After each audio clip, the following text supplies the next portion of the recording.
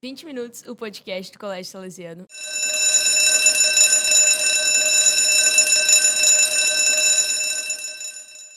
Eu sou Lídia Rabiro. E eu sou a Nicole Delbel, e hoje nós estamos aqui com uma presença super especial, que eu sou um pouco suspeita para falar, mas é uma presença maravilhosa.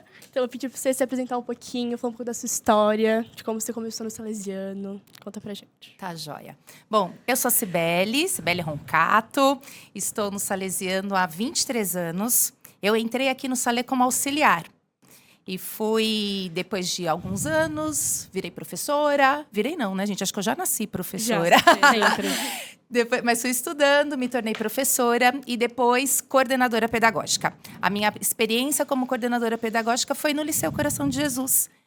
E depois de lá do liceu, eu decidi que eu queria me aventurar e ir conhecer outras escolas.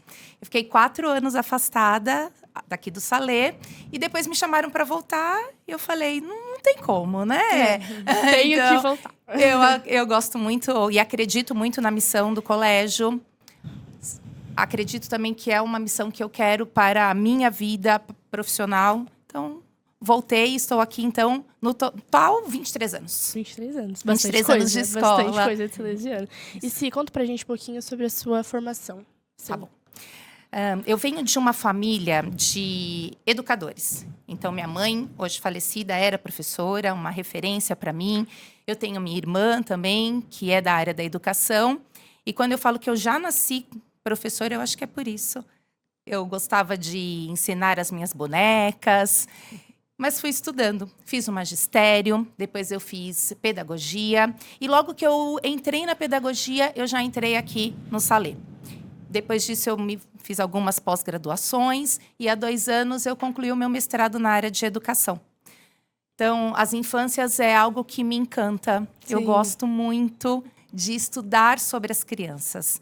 E a gente acha que depois que a gente, né, se tornou professora, agora eu já sou professora, eu já sei tudo. Engano nosso. A gente sempre tem que continuar estudando. Eu falo para as crianças e para as professoras o quanto é importante e necessário essa formação continuada. Médicos estudam para a vida inteira, advogados estão sempre se atualizando. E por que professor não? Sim. Então, valorizo demais, venho estudando. Esse ano fui agraciada e devo isso muito ao Salesiano. O nosso material ele é inspirado em uma abordagem da Itália, uma abordagem da cidade de Reggio Emília.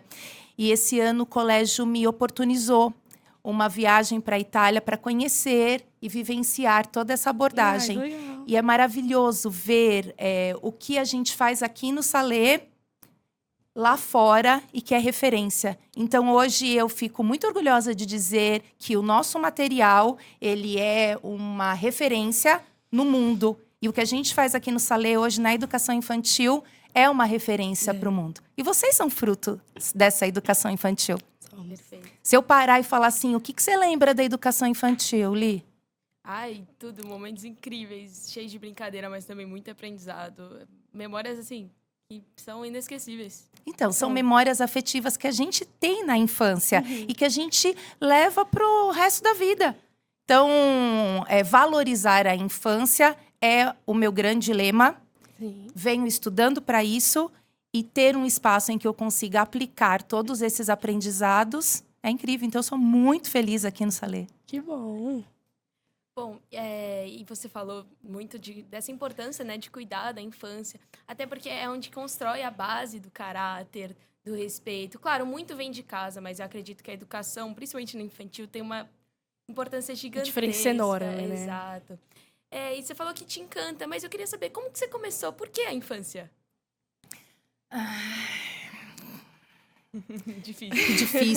Difícil. As crianças, elas são seres muito potentes. E, às vezes, a gente subestima a capacidade das crianças. Pouco se fala hoje da infância na educação básica. O foco está sempre ali no vestibular. Quais são, quantas faculdades estão entrando, qual é o nível, que pontuação a escola está. Só que a gente esquece exatamente disso que você falou, do alicerce. Então, você imagina, você vai construindo ali um prédio só que o alicerce ele não é sólido. Quando chega lá no ensino médio, você fala assim, poxa, ele não consegue ter criatividade para criar a redação do Enem. Em que momento foi cultivado isso? Então, isso que me encanta na infância, porque as crianças, elas são potentes, elas podem ser protagonistas de todo esse processo. E elas são ali, muitas vezes, marginalizadas na escola. Repara, muitas vezes a gente fala assim, e eu escuto alguns pais, não, eu não vou investir na educação infantil porque eles só vão brincar. Sim. E esse é um grande perigo. Por quê? Toda brincadeira na educação infantil, e a criança aprende por meio dessa interação e dessa brincadeira, se eu não tenho uma intencionalidade, realmente, ela vai só brincar. E aí eu não torno ela sujeito ativo do desenvolvimento dela, eu não torno ela uma criança e um ser potente lá na frente. Olha quantas coisas eu posso fazer por essa criança. Não tem como não se encantar pelas infâncias. E hoje a gente fala de várias infâncias. Então, tem uma infância que vai de 0 a 3 anos, que tem que ter um olhar específico. De 3 a 6, que é um outro olhar. E de 6 a 12. Olha que caminhar tem essas infâncias. Olha como a gente precisa estudar. E hoje também a gente tem os ensinamentos da neurociência. Então, a gente olha e você fala assim, nossa, o que eu posso mais fazer por essa criança? Por que essa criança tem ali certo comportamento? A ciência explica isso pra gente. E como, uma defensora da infância, eu vou sempre estudar e divulgar todos esses meus saberes e aprender, né? É uma troca sempre. Sim. E Sim, o que você acha que o salesiano te influencia nesse contato com as crianças? Porque, assim, muitas vezes eu já saí com você, já vi que chega aluno pequenininho, te abraça e te beija e te dá oi. O que você acha que o salesiano influencia nessa troca? Você acha que influencia muito? Você acha que é muito diferente de outras escolas? Se tem uma coisa que a gente tem de melhor e que a gente faz de melhor, é o acolhimento. Eu acho que todos vocês aqui e todos que já passaram aqui no podcast devem falar sobre essa questão. A gente tem isso na veia. Isso vem de Dom Bosco. E todo mundo que está aqui tem muito forte. Uhum. Então, acredito que esse acolhimento é o olhar para a criança, aquele olhar atento. Que a criança, às vezes, ela é muito pequena, ela não sabe verbalizar o que ela está sentindo. Verdade. E aí você olha com aquela criança tem alguma coisa. Por que será que aquela criança está reagindo daquela maneira? Você tem uma escuta, que a gente chama de escuta ativa para essa criança. Por que ela está me dizendo isso? O que ela quer me dizer com isso? E o salesiano tem isso. O educador salesiano tem isso. Sim. Porque Dom Bosco nos ensinou isso. E a gente sempre retoma qual é a missão de Dom Bosco. E esse é o nosso grande diferencial. Então, eu acredito que o que o Salé tem, que outras escolas não têm, é este acolhimento e este respeito por essas infâncias. Sim. Então, se vocês forem hoje lá na educação infantil, vocês verão que o espaço físico para crianças de 2 e 3 anos é diferente que o de 4 e de 5. A proposta pedagógica é diferente. Um encerramento é pensado diferente. Uma apresentação para uma festa junina é pensado diferente. Então, hoje nós temos esse respeito por essa criança. Então, não é só um espaço de brincar. É um espaço de brincar com intencionalidade, com acolhimento, com uma escutativa, com um olhar atento. Ai, é tudo isso. Vocês viram que eu falo, né? Com entusiasmo. Porque é algo realmente que me encanta. Então, eu tenho prazer em falar sobre a infância, em especial aqui no Salé. Dá pra ver muito bem essa paixão. Não, dá pra brilhinho ver pelos nos olhos. Assim, eu vejo Fala. você, às vezes, falando com as crianças, quando você chega pra recepcionar, elas ser toda feliz, se abraça, elas vêm, ela corre pra você. Maravilhoso. Elas têm uma luz muito bonita Tem também. mesmo. E uma inocência, que a gente não pode deixar perder isso também. Sim, verdade. Então, esses mesmos olhos que eu encontro todo dia quando eu estou lá, e algumas famílias falam, você já acorda animada assim? Eu falo, gente, olha que delícia você acordar e ir para um lugar em que você é feliz, que você sabe que você está ali se dedicando, fazendo bem por essas crianças. Não dá para ser infeliz. Não tem como ser triste, Não né? tem. Não tem E como. aí é sempre assim, bom dia, sejam bem-vindos, que bom, cortou o cabelo, trouxe a boneca. E esse olhar que a gente encontra lá na educação infantil, eu vejo aqui, olhando para cada um que passou por lá. Então, quando a gente vê essa trajetória de alunos que chegaram aqui na educação infantil e hoje estão no ensino médio, Não é que no ensino médio a gente não tem esse cuidado, mas quando a gente cultiva lá, desde a educação infantil, os frutos no ensino médio ou para o resto da vida são imensuráveis. São visíveis, São né? ensinamentos que não se perde ao longo do tempo, só, como você falou, só cultiva, só aumenta. E se você estava falando um pouquinho do ensino médio, da questão dos vestibulares, que, por exemplo, no ensino médio a gente foca muito por conta da universidade e tudo mais. Qual é o foco de vocês na educação infantil? Tipo, com certeza, a criatividade, que mais? A gente tem alguns objetivos que são mais palpáveis para que vocês compreendam. Certo. Então, na educação infantil, eu vou trabalhar, por exemplo, que as crianças compreendam a letra. Qual é o nome dessa letra? Que som que essa letra tem? E aí, quando ela for iniciar, propriamente dito, o processo de alfabetização, que ela já se inicia lá embaixo. Sim. Mas, no primeiro ano, isso é sistematizado. Então, lá na educação infantil, eu vou apresentar este mundo letrado para as crianças. Que existem as letras, que as letras têm um nome, que esses nomes têm sons. Quando eles se unem, eles formam sílabas, que essas sílabas formam palavras e que as palavras formam textos. Então, é um caminhar, né? Mas é uma apresentação para este mundo letrado hoje, o processo da educação infantil. Fora inúmeras habilidades. Mas como que eu desenvolvo isso? Sempre por meio da interação e da brincadeira. Perfeito. Sim. Dificilmente, e eu convido todos vocês aqui, todos vocês que estão aqui assistindo também, quem está em casa, para conhecerem a educação infantil e verificarem isso que eu estou falando. Dificilmente você vai chegar lá e você vai ver uma criança aprendendo sentado na cadeira. Porque ele vai estar interagindo com os outros, ele vai estar brincando. Porque criança é isso. Criança é para brincar. Mas se eu posso ensinar por meio dessa brincadeira, eu vou fazer. E é isso que eu e todas as professoras aqui do Salê fazem com maestria. Sim, entendi. E se você é educadora parental, né? Tem o seu canal também, né? Como não vacilar. E assim, você acha que por você ser educadora parental, te auxilia na hora de educar? Não de educar, porque aqui você não educa, mas de você... De orientar os pais? Orientar os pais, as crianças, consegue entender melhor, ter um olhar mais a fundo. Sim, sim. A orientação parental, ela veio de uma necessidade, porque o que a gente sente? Às vezes, a escola... Ou, mas por que o pai fez isso? Às vezes o pai faz porque ele não sabe. Sim. Às vezes é pai de primeira viagem, realmente ele não sabe. Então a gente precisa orientar. Esse é o nosso papel também. É uma tríade de educação. É a criança, a família e a escola.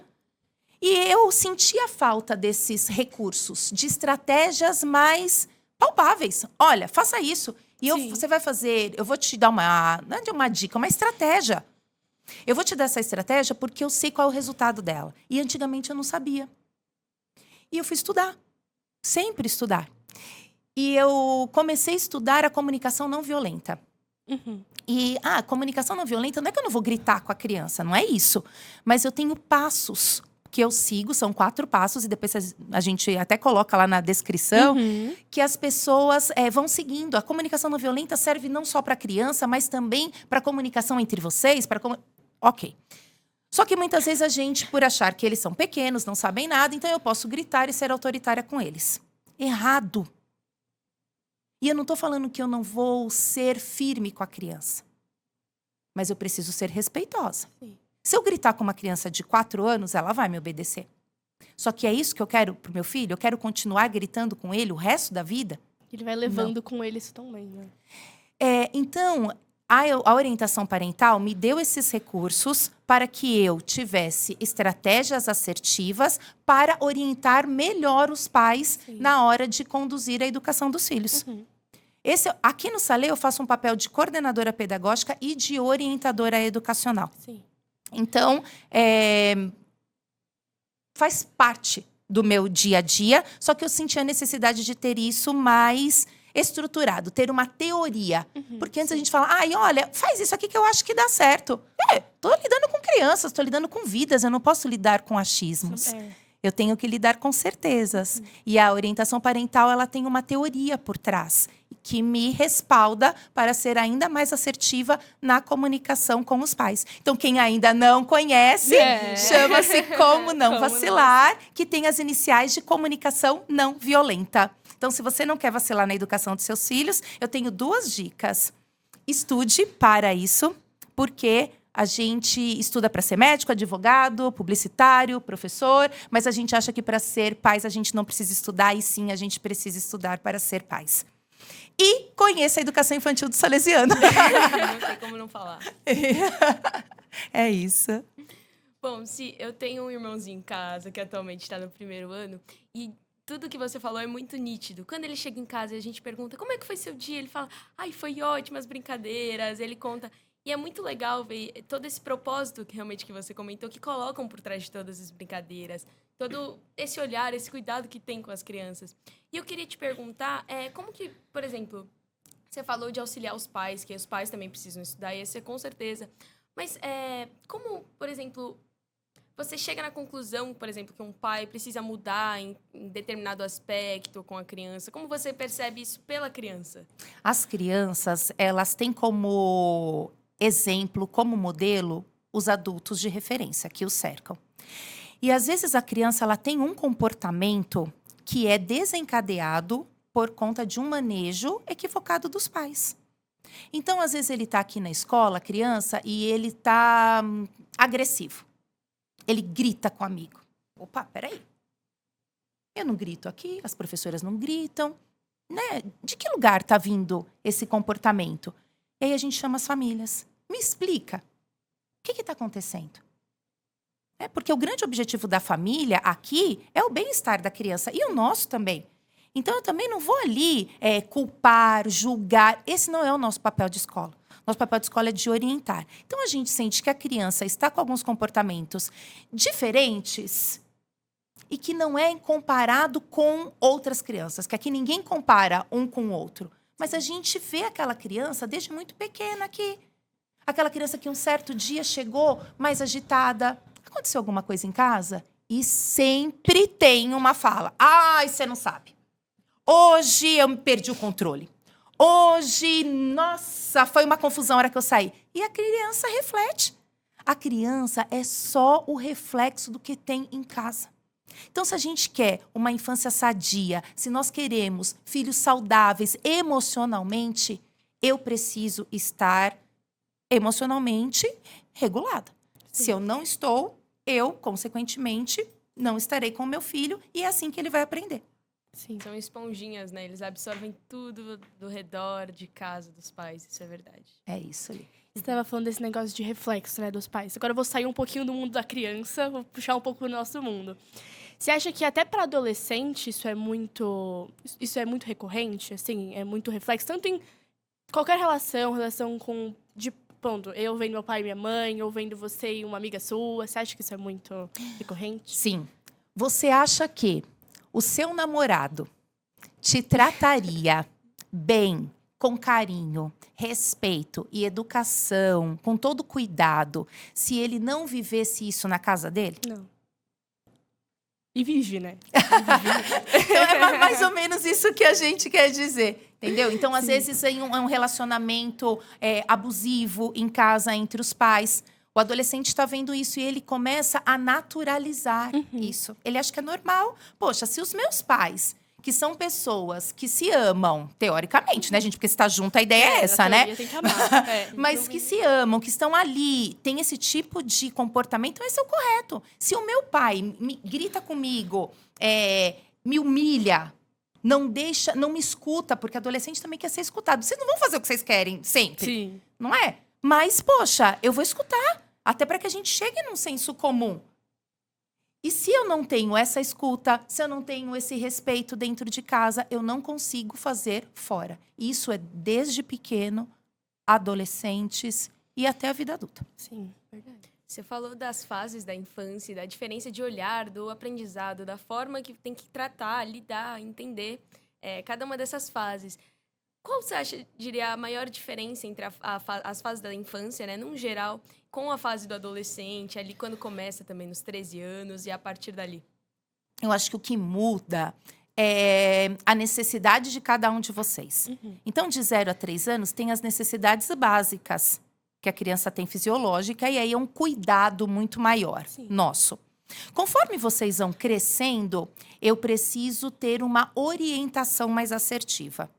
Então, de 5 a 9 anos ali, eu tenho que estar ali do lado, orientando. E orientar não quer dizer que eu vou fazer uma vez e tá tudo certo. Não, gente.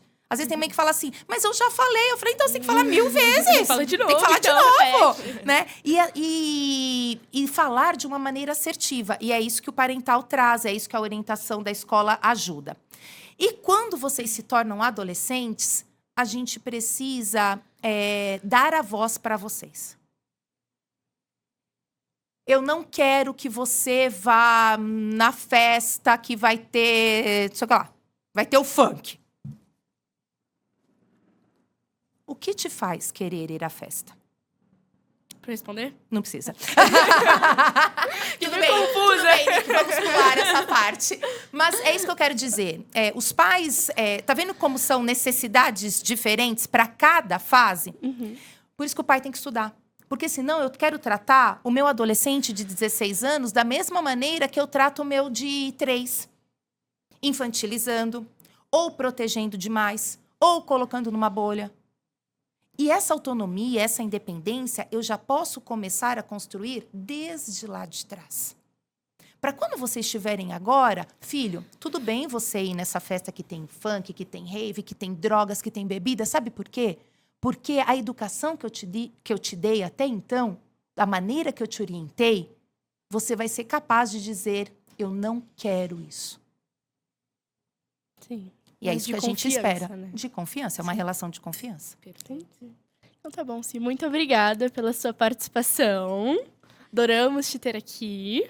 Foi muito especial. Esse assunto é um assunto que realmente precisa ser muito abordado, tem uma grande relevância. A gente Sim. fica muito feliz por você ter aceitado o nosso convite. Sim, compartilhar um muito pouquinho. obrigada. Eu que agradeço. Dá tempo? Muito obrigada a todas vocês, todos que estão aqui. Foi um prazer, é uma delícia falar para adolescentes que fizeram Sim. parte da infância do Salé. Então, é um prazer ainda maior. Muito obrigada pelo convite. Obrigada a você. Perfeito. Nossas redes sociais, temos cortes no Instagram.